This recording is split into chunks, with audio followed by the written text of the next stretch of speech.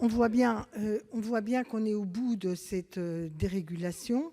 Moi, j'ai souvenir des premières directives sur la dérégulation, où on nous annonçait très vite la baisse des tarifs.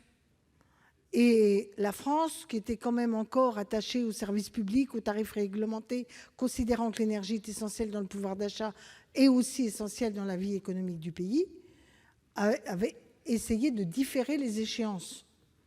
À aucun moment, nous n'avons créé le rapport de force pour faire prévaloir l'idée d'un service public ou d'intérêt général en matière d'énergie. Et après, on vient pleurer sur le pouvoir d'achat de nos concitoyens. Les dépenses fixes des Français obèrent très largement leur pouvoir d'achat. Après, on peut raconter ce qu'on veut, gilets jaunes et autres, la réalité, elle est là.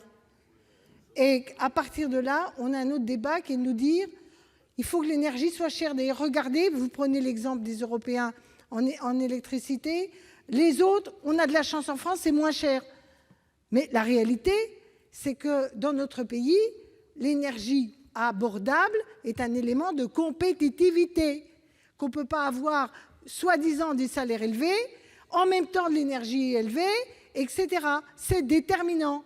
Et nous sommes en train de casser cette mécanique.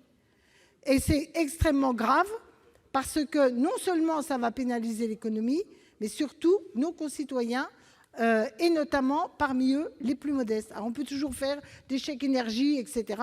La réalité, c'est que le pouvoir d'achat des Français, par cette mesure, va être attaqué. Donc nous ne pouvons l'approuver. Et surtout, ce que j'observe, c'est le manque de détermination, alors qu'on voit partout que la concurrence ne baisse pas les prix, de la France pour tenir une position fidèle à son histoire et à l'esprit de service public. Monsieur Savoldelli.